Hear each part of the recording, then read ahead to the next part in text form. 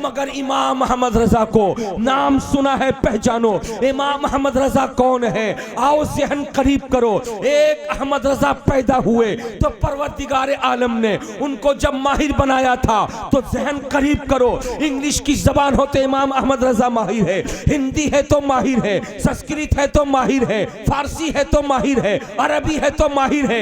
ये तो लैंग्वेज हो गए। सब्जेक्ट में आ जाओ तो सब्जेक्ट में जब आओगे तो फिक्र देखो तो इमाम अहमद रजा माहिर है, नहू देखो तो माहिर है, फलसफा देखो तो माहिर है, मंतिक देखो तो माहिर है, सर्फ देखो तो माहिर है, मैथ देखो तो माहिर है, ज्योग्राफिया देखो तो माहिर है, समाजियत देखो तो माहिर है, सियासियत देखो तो माहिर है।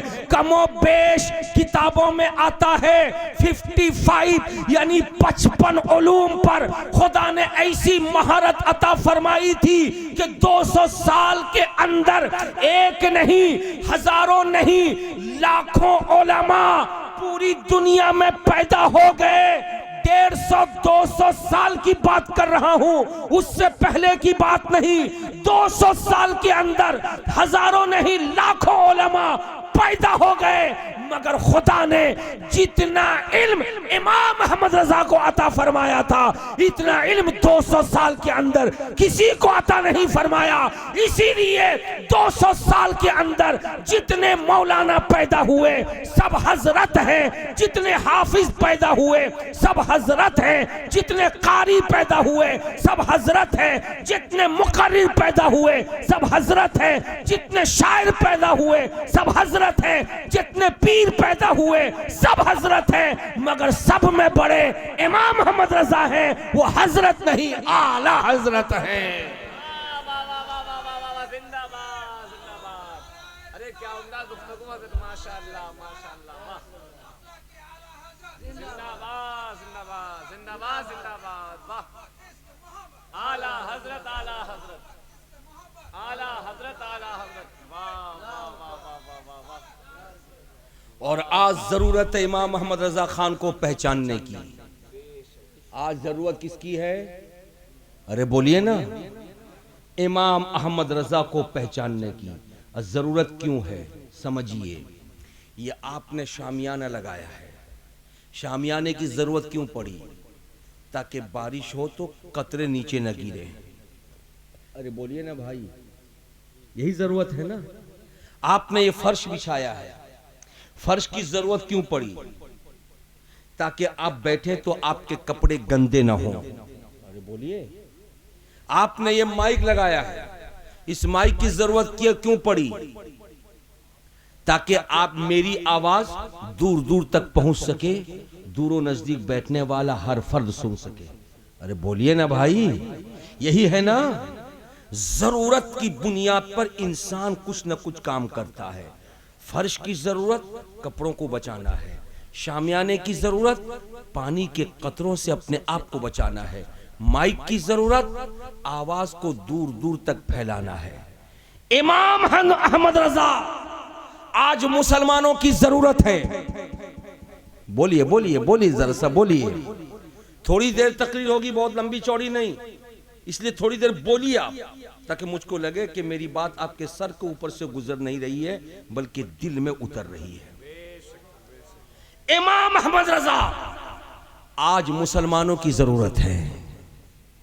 मौलाना हो उनकी भी जरूरत इमाम अहमद रजा है, मुफ्ती हो उनकी भी जरूरत इमाम अहमद रजा है, आम मुसलमान हो उनकी भी जरूरत इमाम अहमद रजा है, मर्द हो उनकी भी जरूरत इमाम अहमद रजा है, औरतें हो उनकी भी जरूरत इमाम अहमद रजा है, मस्जिद का इमाम हो उनकी भी जरूरत इमाम अहमद रजा है, मदरसे का मुदर्रिस हो उनकी भी जरूरत इमाम अहमद रजा है, खानका का पीर हो उनकी भी जरूरत इमाम अहमद रजा है।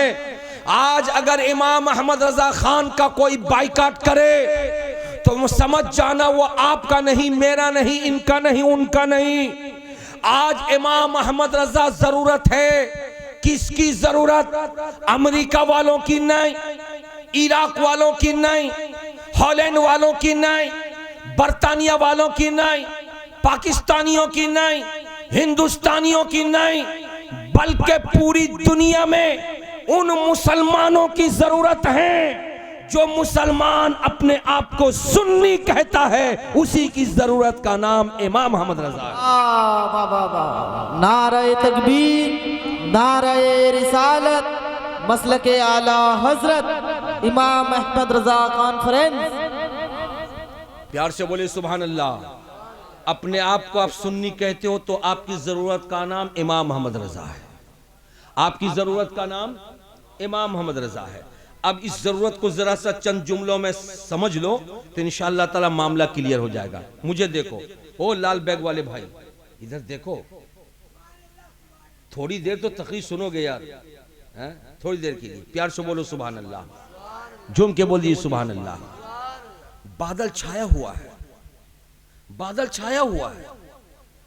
अब आप आकर के बाहर खड़े होकर देख रहे, जलसा होगा कैसे।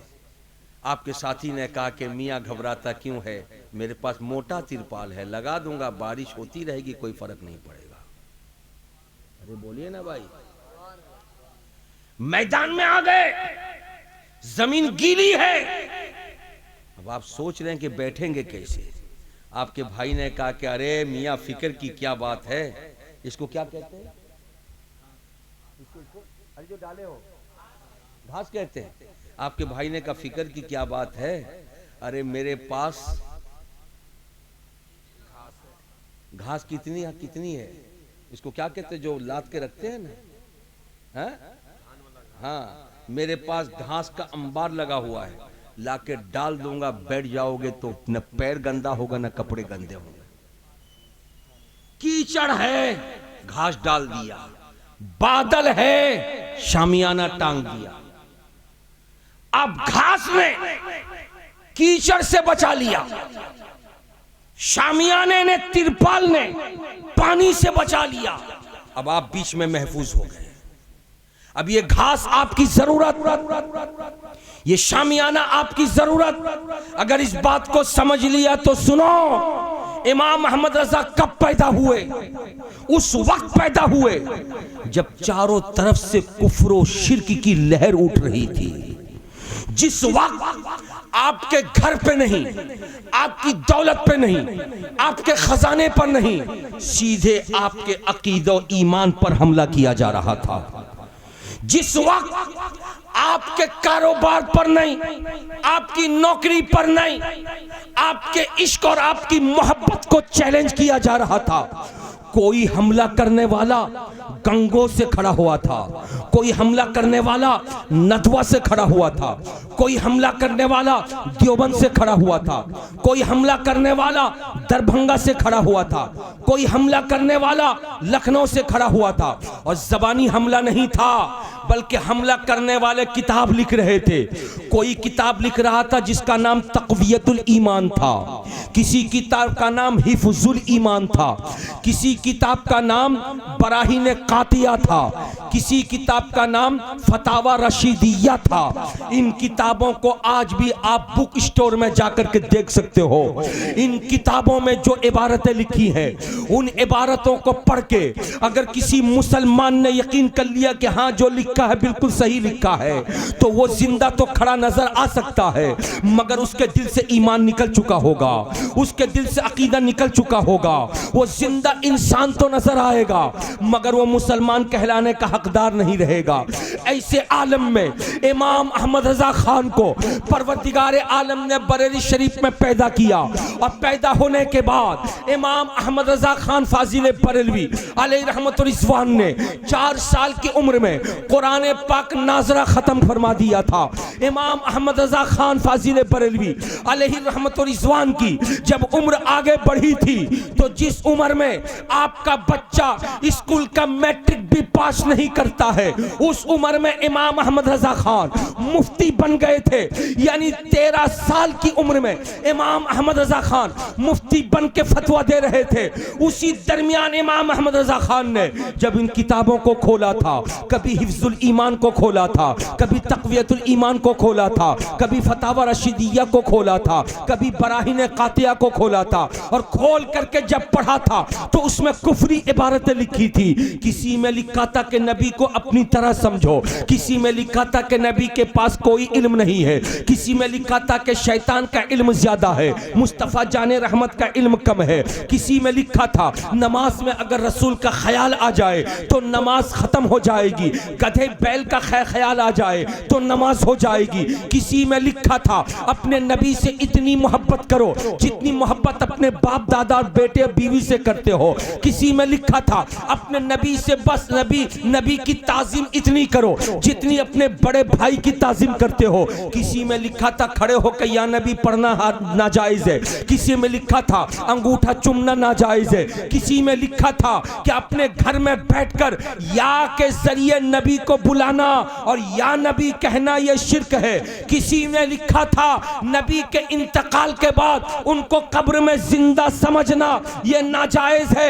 ऐसी कुफरी इबारतें, ऐसी कुफरी बातें, अकीदे को खत्म करने वाली बातें, ईमान को मलियामेट करने वाली बातें जब किताबों में इमाम अहमद रजा खान ने लिखा देखा था तो ऐसे आलम में इमाम अहमद रजा खान तड़प गए थे। और तड़प करके सबसे पहले उन किताबों के राइटरों को उन्होंने लेटर लिखा और लेटर लिख करके बुलाया और कहा कि तुमने जो ये किताब में लिखा है वो गलत है, मैं तुम्हारे सामने मुनाजरा करना चाहता हूँ। उनको बार बार इमाम अहमद रजा खान चैलेंज करते रहे मगर इमाम अहमद रजा खान के चैलेंज को उन्होंने कबूल नहीं किया। फिर इमाम अहमद रजा खान ने लेटर लिख करके उनको बताया था कि तुम इन किताबों के जरिए जो कुछ भी कुफ्र फैला रहे हो उन किताबों से कुफरी बातों को मिटा दो, मगर उन्होंने मिटाया नहीं। तब इमाम अहमद रजा खड़े हुए, उनके सामने फिक्र थी, रसूलों के गुलाम की फिक्र थी, गौस के चाहने वालों की फिक्र थी, गरीब नवाज के मानने वालों की फिक्र थी तो करबला के हुसैन के आशिकों की फिक्र थी, फातिमातुज़ ज़हरा की इन कनीज़ों की फिक्र थी, मुजाहिदे मिल्लत के दीवानों की फिक्र थी तो मुस्तफ़ा जाने रहमत के इन गुनहगार उम्मत की फिक्र थी। तो इमाम अहमद रजा खान ने कलम उठाया और उठा करके उन बातिल परस्तों के खिलाफ किताबें लिखी। एक नहीं, आपने बहुत सारे राइटरों का नाम सुना होगा। किसी राइटर ने अपनी जिंदगी में 20 किताबें लिखी होंगी, किसी ने 50 किताबें लिखी होंगी, किसी ने 100 किताबें लिखी होंगी, मगर खुदा ने इतना पावर दिया था इमाम अहमद रजा खान को कि 67 बरस की उम्र में इमाम अहमद रजा खान ने 1000 से जायद किताबें लिख करके उन बातिल परस्तों के मुंह पे तमाचा मारा और मार करके हम सुन्नियों को हथियार किताब की शक्ल में दे करके इरशाद फरमाया कि इन कुफरी इबारत को लिखने वाले ये दोज़खी हैं, जहन्नमी हैं। अगर तुम मुस्तफा के सच्चे गुलाम हो तो उनसे रिश्ता नाता तोड़ दो। वो कहते हैं नबी किसी चीज का मालिक नहीं, किसी चीज का मुख्तार नहीं। मैं कहता हूं खुदा की अता से मेरा रसूल मालिक भी है, मुख्तार भी है। तुम सुन्नी हो तो रसूल को खुदा की अता से मालिक भी मानो, मुख्तार भी मानो, तब तुम्हारा ईमान मजबूत होगा। फिर कलम उठा के लिखा, मैं तो मालिक ही कहूंगा कि हो मालिक के हबीब, मैं तो मालिक ही कहूंगा कि हो मालिक के हबीब, यानी महबूब व मुहिब में नहीं। मेरा तेरा वाह क्या जूदो करम है, शहे बता तेरा नहीं, सुनता ही नहीं, मांगने वाला तेरा। वाह वाह वाह वाह वाह, माशाअल्लाह, सुभान अल्लाह, सुभान अल्लाह, सुभान अल्लाह, माशाअल्लाह, माशाअल्लाह। हजरात, ये इमाम अहमद रजा को पहचानने की बात है।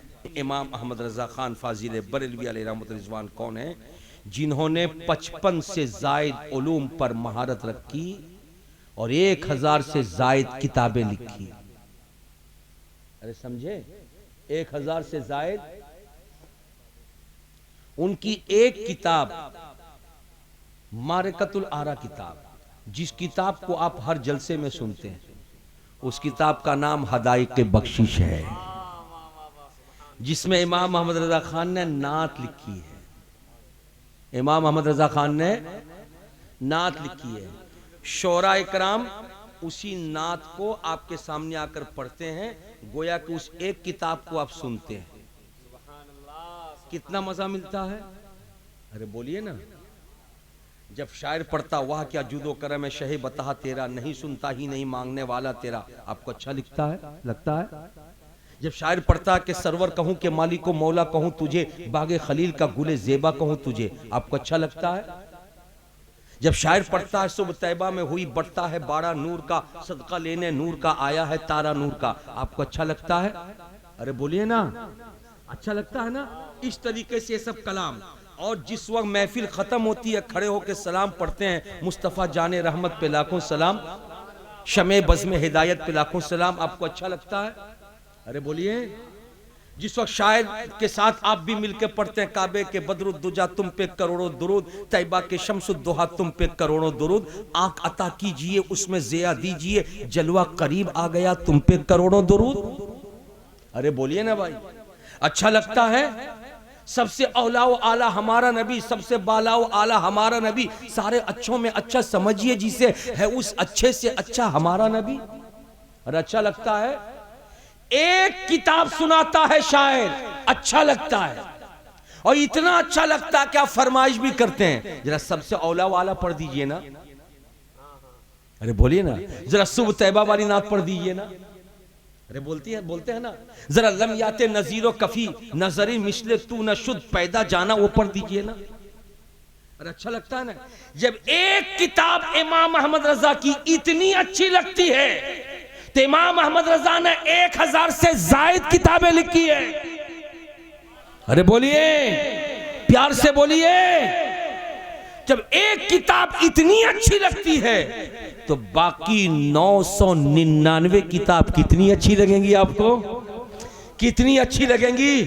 इसलिए 999 किताबें कमोबेश सुनाने का मौका देना चाहिए कि उन किताबों में भी क्या लिखा है।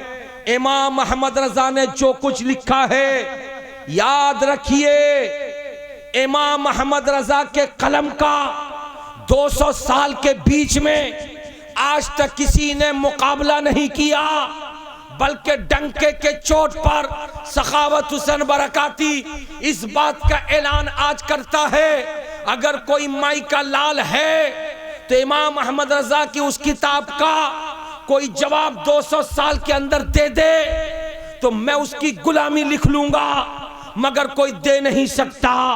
पूरे हिंदुस्तान में, पूरे पाकिस्तान में, पूरे के पूरे बांग्लादेश में जहां पे उर्दू और बांग्ला जबान बोली जाती है, जहां पे हिंदी जबान बोली जाती है, वहां पे अगर कोई दारुल इफ्ता आपको नजर आए, जिस दारुल इफ्ता में तलाक के बारे में फतवा लिखा जाता हो, जिस दारुल इफ्ता में माँ बहन के रिश्ते के बारे में फतवा लिखा जाता हो, जिस दारुल इफ्ता में इमाम मुअज्जिन की इमामत और अजान देने के तरीके के बारे में फतवा लिखा जाता हो, जिस दारुल इफ्ता में बंटवार जमीन जायदाद के बंटवारे के बारे में फतवा लिखा जाता हो, जिस दारुल इफ्ता में दूध पिलाने के हवाले से फतवा लिखा जाता हो, जिस दारुल इफ्ता में शराब पी करके तलाक देने के बारे में फतवा लिखा जाता हो, जिस दारुल इफ्ता में बेवजू नमाज पढ़ा देने वाले के बारे में फतवा लिखा जाता हो, जिस दारुल इफ्ता में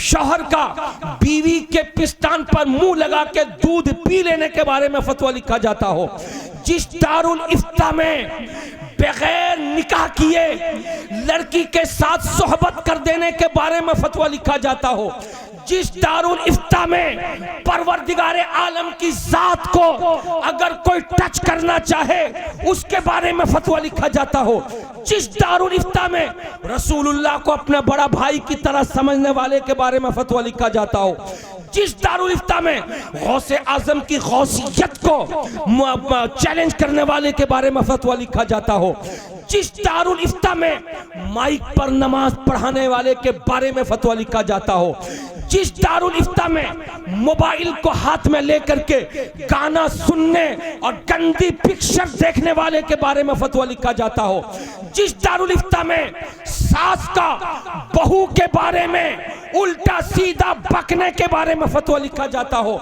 जिस दारुल इफ्ता में शादी के बाद लड़के का बीवी को लेके अलग हो जाना और माँ बाप को छोड़ देने के बारे में फतवा लिखा जाता हो, जिस दारुल इफ्ता में कमा करके अपने बाल बच्चों को खिलाना और माँ बाप को पैसा न देने के बारे में फतवा लिखा जाता हो, उस दारुल इफ्ता को तलाश करो। कोई भी दारुल इफ्ता ऐसा नहीं मिलेगा कि जहां का मुफ्ती कलम उठा के फतवा तो लिखता हो, लेकिन फतवा लिखने से पहले किताब का मुताला करता हो, और किताब के मुताले में जहां बहुत सारी किताबें आती हो वहीं पे इमाम अहमद रजा की सबसे ज्यादा मारिकतुल आरा नायाब किताब फतावा रज़विया की मदद न लेता हो। वो फतावा रज़विया है जो दुनिया के हर मसले का हल और जवाब बनती हुई नजर आए। वाह वाह वाह, नारे तकबीर, नारे रिसालत, मसलके आला हजरत, शान फतावा रज़विया। आज ये बात इसलिए मैं आपके सामने कर रहा हूं, आप तो मेरे अपने हैं। अरे प्यार से बोलो ना भाई, आज तो मेरे, आप तो मेरे, अरे बोलो ना भाई, अपने हैं। मैंने कैसे जाना कि आप अपने हैं? बोल दीजिए। अरे मैं आपसे पूछ रहा हूं, मैंने कैसे जाना मेरे, आप मेरे अपने? आहा सुभान अल्लाह, ये सही जवाब दिया इन्होंने, सही जवाब दिया। जलसे का नाम रखा इमाम अहमद रजा कॉन्फ्रेंस, और जब जलसे में बोक्ता बुलाने की बात हुई तो आपने बोक्ता बुलाने से पहले फैसला लिया जो रजा वाला उसी को बुलाओ। अरे बोलिए। तो पता चला कि इस दुनिया में कुछ ऐसे लोग भी हैं जो इमाम अहमद रजा से चिढ़ भी रखते हैं।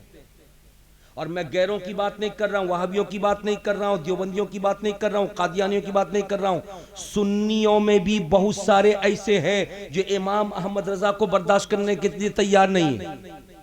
अपने आप को सुन्नी भी कहते हैं, चादर भी चढ़ाते हैं, अंगूठा भी चूमते हैं, या नबी सलाम अलैह भी पढ़ते हैं, मगर इमाम अहमद रजा खान की जात से उनको चिढ़ है। इमाम अहमद रजा खान की जात को मानने को तो तैयार है, मगर उनको कबूल करने को तैयार नहीं है।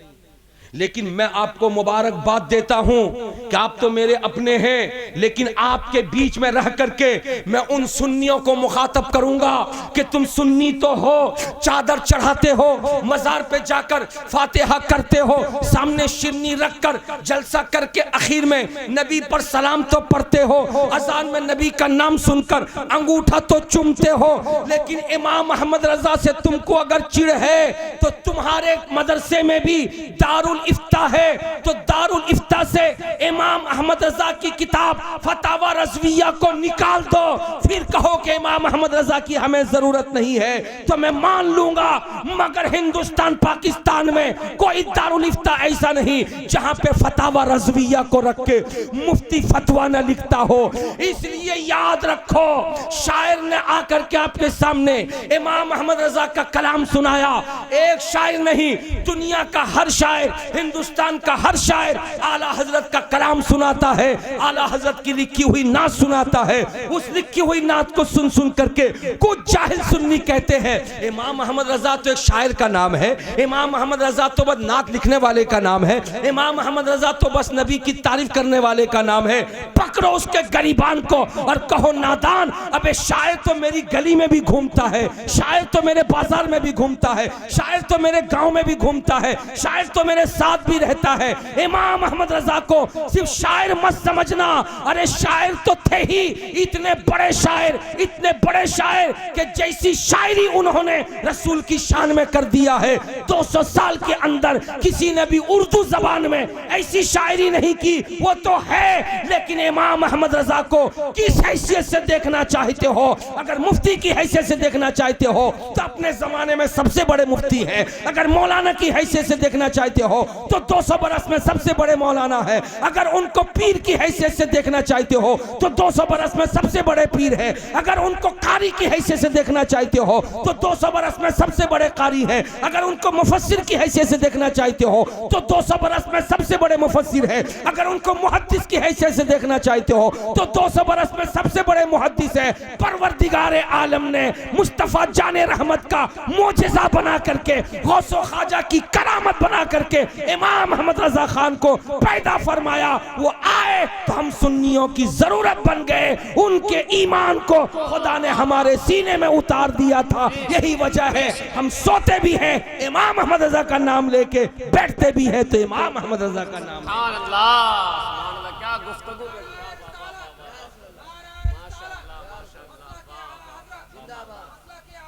जिंदाबाद जिंदाबाद, ताजुश्शरिया ताजुश्शरिया ताजुश्शरिया ताजुश्शरिया। बहुत उम्दा गुफ्तगू। सुभान अल्लाह या रसूल अल्लाह। प्यार से बोलिए सुभान अल्लाह। अब पहचान बनने इमाम अहमद रजा कौन है, इसलिए इस जलसे का नाम जो रखा है, अब आने वाले साल में जब जलसा करना तो नाम को खत्म मत करना, नाम को खत्म मत करना, नाम को खत्म मत करना, इसलिए कि आपने एक आशिक रसूल के नाम पर जलसा किया है। आपने एक नबी के अच्छे चाहने वाले के नाम पर जलसा किया है। आपने उसके नाम पर जलसा किया है जो आपकी भी जरूरत है, हमारी भी जरूरत है, जो इन मर्दों की भी जरूरत है, इन औरतों की जरूरत है। सूना जंगल रात अंधेरी छाई बदली काली है।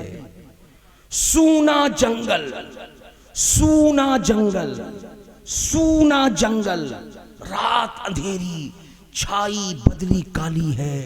सोने वालों जागते रहियो, चोरों की रखवाली है। ये शेर लिख करके इमाम मोहम्मद रजा ने सुन्नियों को झिंझोड़ा था और कहा था ख्वाबे गफलत में हो, कंबल ओढ़े हुए हो, चादर ओढ़े हुए हो, तुम्हें कोई मतलब नहीं। देखो जिस तरह घटा टोप अंधेरा छा जाता है, बादल आके छा जाता है, बरस जाता, भीग जाते हैं लोग। आज देवबंदियत, वहाबियत, कादियानियत, नेचरियत, तमाम गैर मुकल्लिदियत, तमाम बातिल फिरके सुन्नियत को दबोचने के लिए खड़े हैं। इसलिए सुन्नियों ख्वाबे गफलत से उठ जाओ, बेदार हो जाओ, आंख खोल लो। देखो तुम्हारा घर रह जाएगा कहीं ईमान न बच्चा चला जाए, तुम्हारी जायदाद रह जाएगी कहीं ईमान न चला जाए, तुम्हारा कारोबार रह जाएगा ईमान कहीं न चला जाए, तुम्हारी दुकान रह जाएगी कहीं ईमान न चला जाए। और दुकान से बड़ी कीमती चीज ईमान है, कारोबार से ज्यादा कीमती चीज ईमान है, हद तो यह कि अपनी जान से भी ज्यादा कीमती चीज ईमान है। तो इमाम मोहम्मद रजा के नाम पर इसलिए जलसा किया। एक जवाब अगर कोई पूछे तो बता देना कि इमाम अहमद रजा खान ने हमें झिंझोड़ कर, हमें नींद से बेदार करके हमारे ईमान की हिफाजत किया है। झूम के बोलिए, मचल के बोलिए, यूं की हिफाजत किया है। और जिसका ईमान महफूज हो गया है वही अल्लाह और उसके रसूल का चहीता बन गया है। यूं तो मरने वाले अंग्रेज भी मरते हैं, यूं तो मरने वाले यहूदी भी मरते हैं, यूं तो मरने वाले ईसाई भी मरते हैं, यूं तो मरने वाले हर फिरके के लोग मरते हैं, लेकिन इधर मरते देर नहीं, उधर दोजख का दरवाजा उनके लिए खोलते देर नहीं। लेकिन जब सुन्नी मरता है तो सुन्नी के मरने की शान ही अलग होती है। जिस वक्त सुन्नी जमीन पर चलता है, नबी का आशिक जमीन पर चलता है, नबी का दीवाना जमीन पर चलता है, नबी को नबी समझने वाला, बड़ा भाई नहीं समझने वाला, रसूल को रसूल समझने वाला, बड़ा भाई नहीं समझने वाला, आप जैसे सुन्नी, हम जैसे सुन्नी जब जमीन पे चलते हैं उस वक्त आसमान रोता है और रो के जमीन से कहता है, जमीन कुछ देर के लिए मुझको भी दे देना, ये सुन्नी तेरे सीने पे कदम रख के चल रहा है, कुछ देर के लिए मुझको दे दे, मुझको दे दे, मुझको दे दे। तो जमीन मुस्कुरा के आसमान से कहती है, ऐ आसमान ये मेरी किस्मत का हिस्सा है, मेरे पास रहने दे, ये मेरी किस्मत का हिस्सा मेरे पास रहने दे। आसमान इंतजार करता, आसमान इंतजार करता। और जिस दिन सुन्नी की मौत होती है और आसमान की तरफ फरिश्ते सुन्नी की रूह को लेकर के जाते हैं, अब वो आसमान मुस्कुराता है, मुस्कुरा के जमीन से कहता है मैं तुझसे मांग रहा था ना, तूने दिया नहीं, मांग रहा था दिया नहीं, अब देख वो सुन्नी मेरे पास आ गया है, देख मेरे पास आ गया है। इसी को आला हजरत ने लिखा था कि फर्श पे धूमें मचे, अर्श पे धूमें मचे कि वो मोमिने साले मिला, और फर्श से मातम उठे वो तैयबो ताहिर गया।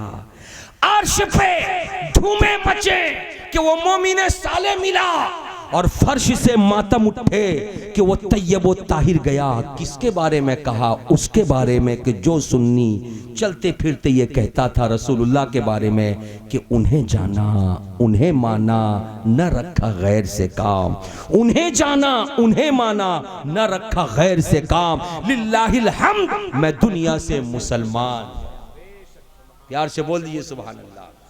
ये इमाम अहमद रजा खान फाजिल बरेलवी अलैहि रहमत रिजवान हैं, जिन्होंने हमें और आपको सबक दिया है कि ईमान की हिफाजत करो। और इमाम अहमद रजा खान की ज़िंदगी के हवाले से एक आखिरी बात कह करके अपनी तकरीर में समेटूं। प्यार से बोल दीजिए सुभान अल्लाह। कमेटी के लोग एक दो आदमी जाइए, हजरत को लाने की तैयारी कीजिए, 3 बज चुके हैं।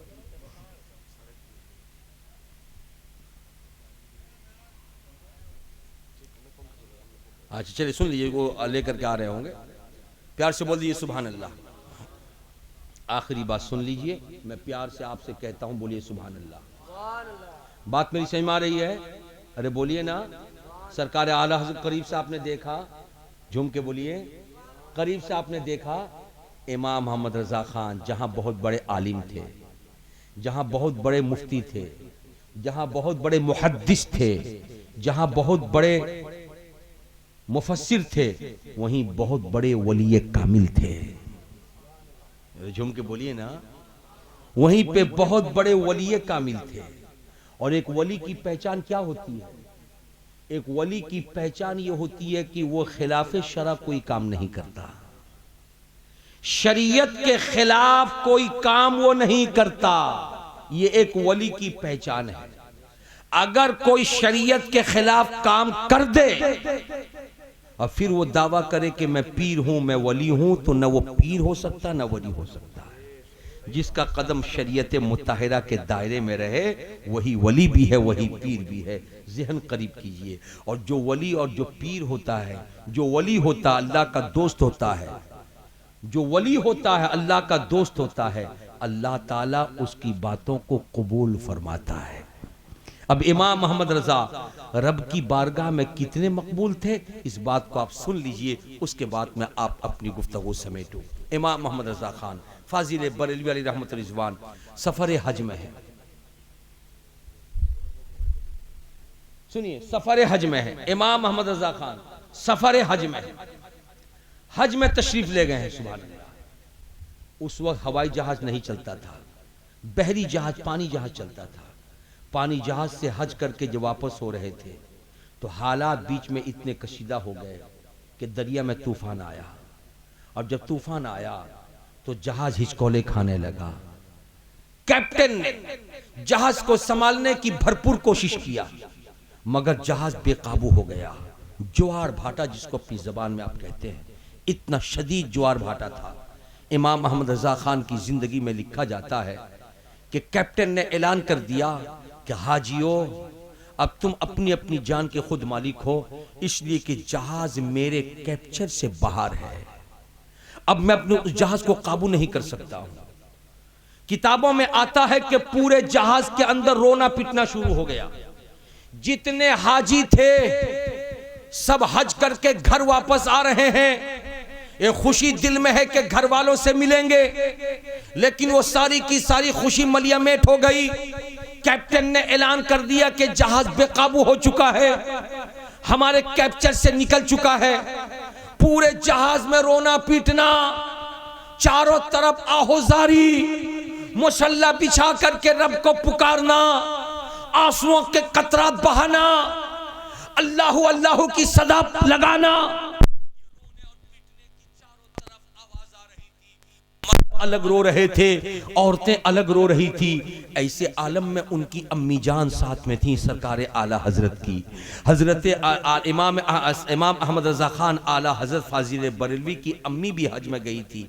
माँ ने देखा कि पूरे जहाज में रोना पिटना तो हो रहा है, मगर इमाम अहमद रजा खान बिल्कुल खामोश होकर के अपने रब को याद कर रहे हैं, बिल्कुल खामोश होकर रसूलुल्लाह को याद कर रहे हैं, न रो रहे हैं, न चीख रहे हैं, न पुकार रहे हैं। उनकी अम्मी आई और आकर के आपको झिझोड़ा, बेटा अहमद रजा तुमने कुछ सुना? हाँ अम्मी क्या हुआ? अरे तुमने सुना नहीं, कैप्टन ने ऐलान कर दिया है कि जहाज बेकाबू है, अब ये जहाज हिचकोले खा रहा है, अब ये जहाज डूब जाएगा, हम सबकी जान चली जाएगी। ऐसे आलम में सारे के सारे लोग रोना पिटना कर रहे हैं। बेटा अहमद रजा तुम चुपचाप बैठे हुए हो, तुम्हें कोई फिक्र नहीं है। तो इमाम अहमद रजा खान फाजिल बरेलवी ने एक जुमला अपनी अम्मी जान को सुनाया। वो कितना प्यार भरा जुमला था, सुनिए तवज्जो के साथ। कहते हैं अम्मी जान तुम भी मुसल्ला बिछा के मेरे बगल में चुपचाप बैठ जाओ। बेटा मैं चुपचाप कैसे बैठूं? सरकार आला हजरत कहते हैं कि जहाज नहीं डूबेगा। बेटा कैप्टन के हाथ में जहाज का कंट्रोल है, उसने ऐलान कर दिया कि जहाज डूब जाएगा और तुम कहते हो कि जहाज नहीं डूबेगा। अम्मी मैं गारंटी के साथ कहता हूं कि जहाज नहीं डूबेगा।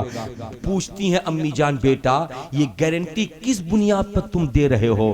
तो आला हजरत मुस्कुराए और मुस्कुरा कर इरशाद फरमाया अम्मी जान ये गारंटी मैं रसूल की हदीस की बुनियाद पर दे रहा हूं। झूम के बोले सुभान अल्लाह, मैं रसूल की हदीस की बुनियाद पर दे रहा हूं। अम्मी जान के कान खड़े हो गए। एक माँ और बेटे के बीच मुकालमा है, बातें हो रही है। जरा सा अंदाज़े तकल्लुम को देखो। माँ कहती है बेटा हदीस मुस्तफा के यकीन पर तू कहता है कि जहाज नहीं डूबेगा, जरा सा वो हदीस तो मुझको सुना दे। सुनो माँ बहनों तुम भी सुनो, भाइयों तुम भी सुनो। आज कदम कदम पर हम और आप दुनियावी मामलात में तो मुलव्विस है, लेकिन कुरान हदीस से कितने दूर है। और जो कुरान हदीस से नजदीक हुए उनको फायदा कितना मिला। इमाम अहमद रजा खान तड़प उठे और तड़प करके कहते हैं मेरी माँ मेरे रसूल ने इरशाद फरमाया था कि जब भी तुम सवारी पे सवार होना तो सवार होने के वक्त में सवारी पर सवार होने की दुआ को पढ़ लेना। मैंने सवार होने के वक्त में दुआ पढ़ी थी, सुब्हानल्लज़ी सख्खर लना हाज़ा वमा कुन्ना लहू मुक़रिनीन व इन्ना इला रब्बिना लमुनक़लिबून। प्यारे नबी का ये इरशाद है, दुनिया के हर कहने वाले का कहना गलत हो सकता है मगर आमिना बीबी के बेटे का कहना गलत नहीं हो सकता है। इसलिए मैंने पढ़ लिया है। अम्मी जान जाकर के जहाज के कैप्टन से कह दो कि जहाज का कैप्टन ऐलान कर दे कि जहाज अब खतरे से बाहर हो चुका है, जहाज डूबने वाला नहीं।